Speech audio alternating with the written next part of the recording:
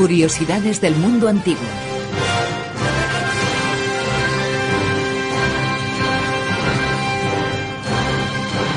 Vamos a fundar, con Ignacio Monzón, muy buenas, Ignacio. Muy buenas. Vamos a fundar una ciudad romana.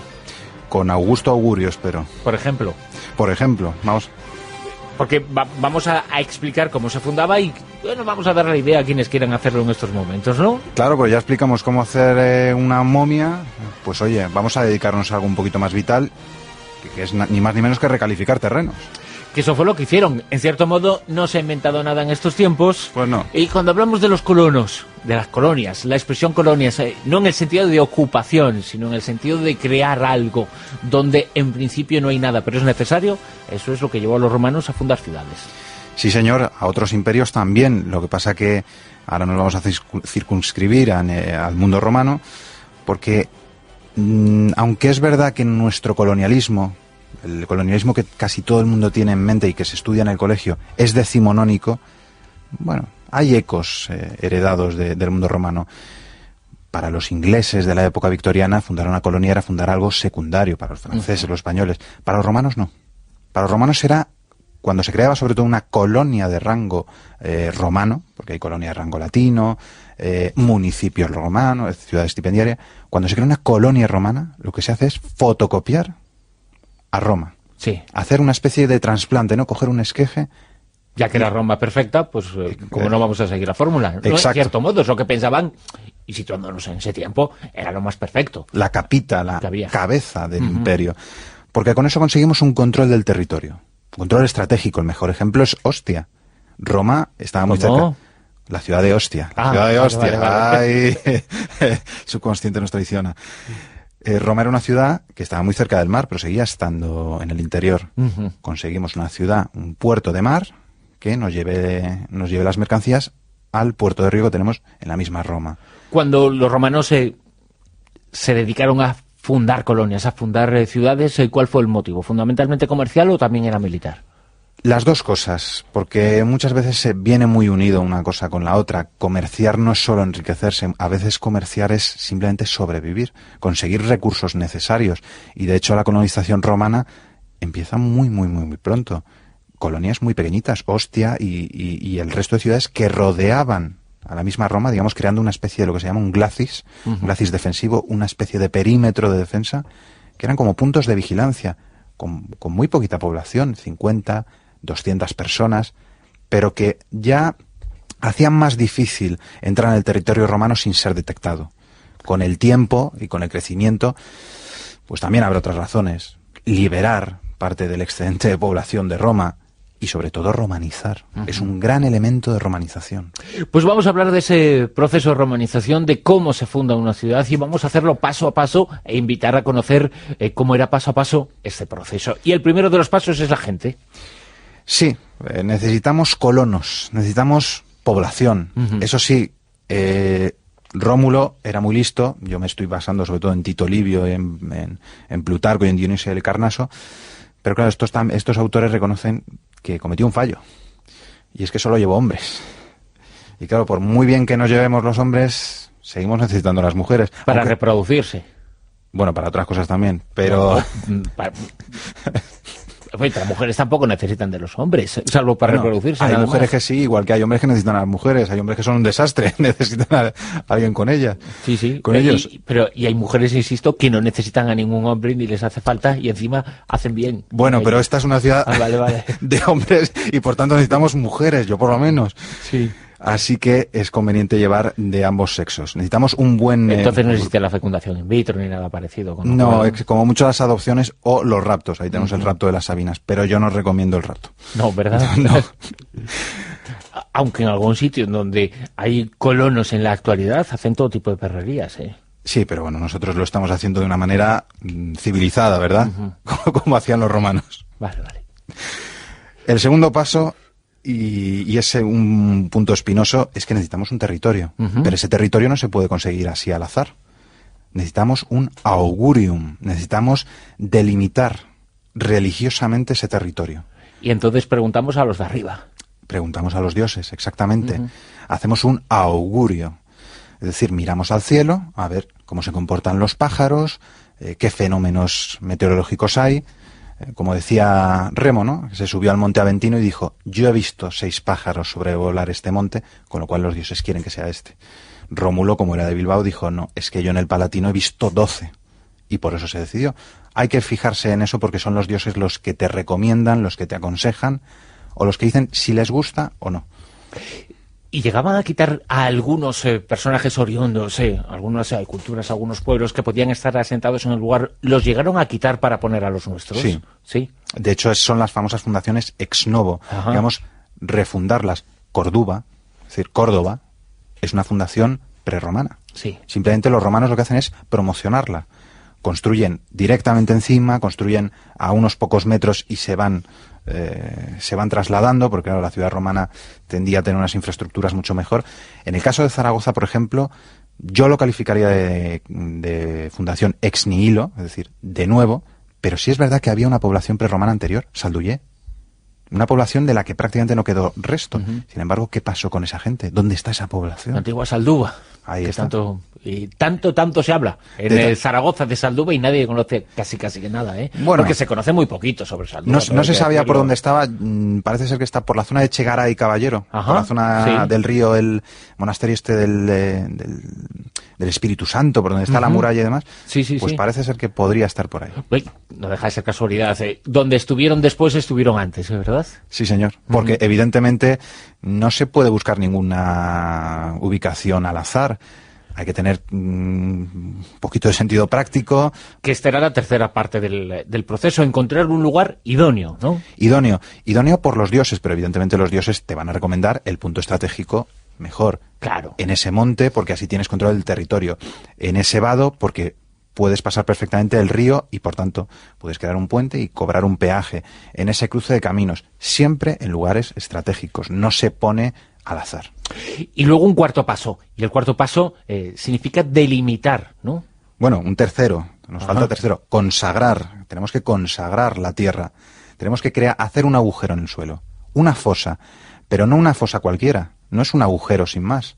Eso ahora se hace con algunos edificios, ¿no? Se pone esa piedra fundacional donde se mete una caja y se encierran una serie de objetos. Esa fosa es un conducto que nos va a comunicar con los dioses manes, los dioses infernales, básicamente porque son nuestros vecinos de abajo. Con lo cual no debemos molestarles porque si hacemos ruido, si cometemos actos de impiedad, nos van a castigar. Uh-huh. Por tanto, lo que vamos a hacer es crear esa fosa y vamos a echar las primicias agrarias, una especie de diezmo, entre comillas, y terrones de esa primera tierra que estamos removiendo. Es para apaciguarlos. Entonces, ya vamos a estar en paz con los de arriba y con los de abajo. Así que el primer paso, el primer ingrediente de esta receta para generar ciudades es reunir un buen caudal de colonos. El segundo de los pasos es obtener el beneplácito del Consejo de los Dioses. El tercero, consagrar el espacio. Y el cuarto, como antes decía, marcar los límites de ese emplazamiento. Sí, señor. Porque no puede ser una extensión sin más. Los romanos, además, eran muy meticulosos con eso, en el sentido jurídico y económico. Necesitaban saber exactamente dónde estaban, cuál era el punto inicial y cuál el final. Según el rito, eso sí nos va a costar, necesitamos un buey y una vaca, pero que sean blancos, un sinónimo de pureza. Con un arado de bronce, no de hierro, no de acero, simplemente de bronce, vamos a delimitar ese espacio que tú decías con un surco, que es el sulcus primigenius, el surco primigenio, que al fin y al cabo también significa abrir la tierra, digamos, establecer una especie de paso franco para los dioses manes. Así marcaremos, digamos, el perímetro de la ciudad, el pomerium, una línea que en sí misma, aunque no tenga nada físico, aunque no tenga ni una empalizada, es sagrada. Remo muere, es asesinado, entre comillas, por su hermano Rómulo, porque salta ese pomerium, salta ese sulcus. Ha cometido un acto de impiedad, se ha consagrado a los dioses manes, se ha contaminado y ha violado un espacio sagrado de la ciudad, porque la ciudad en sí mismo es como un templo. Fíjate todo lo que nos estás contando y lo que nos estás diciendo. A veces pensamos en Roma como un pueblo cuya política, a todos los niveles, no estoy hablando a nivel ideológico, sino a nivel de sociedad, cuyo comportamiento social era absolutamente racional, pero en la fundación de la ciudad, como nos estás diciendo, se incluyen muchísimos elementos religiosos, muchísimos elementos mitológicos, a nivel de creencias, místicos, a nivel de dioses. Pero pasa lo mismo con los griegos. El pueblo de la filosofía tenían una cantidad de mitos increíbles y una cantidad de ritos exagerada, porque las dos cosas no están reñidas, y los romanos además eran lo que nosotros llamaríamos muy supersticiosos. Los romanos además evolucionaron muy rápidamente, mucho más, yo me atrevería a decir, que ningún pueblo de la antigüedad consiguió tanto en tan poco tiempo. De esa manera arrastraron muchas costumbres, muchas cosas del pasado, y claro, muchas de esas tenían su sentido. Tenían su sentido sobre todo para una Roma primigenia, una Roma que solo tenía bronce, una Roma muy pobre, una Roma que se veía rodeada de enemigos, como solían pasar en los pueblos. A veces se les acusa de ser más supersticiosos, pero es que lo sufrían mucho más. Tenían más enemigos, entre comillas, la enfermedad les podía devastar. Eso es lo que tienen estas cosas. Y el quinto de los pasos para fundar una ciudad romana tiene que ver con eso que entendemos con urbanismo y con lo que tú denominas generar las líneas maestras de una ciudad. Es verdad que Roma, a pesar de todo lo que se suele decir, era un auténtico caos. Un caos lleno de calles serpenteantes, callejones sin salida, y por mucho que hicieron los emperadores, incluso Nerón después del gran incendio, no se pudo solucionar. Sin embargo, en las colonias sí vemos que intentaban ordenar las calles, intentaban hacerlas muy rectas, con calles paralelas entre sí de forma perfecta. Lo tenemos en el trazado, en las reconstrucciones de trazados de muchas ciudades, en lo que se llama un tejido de damero.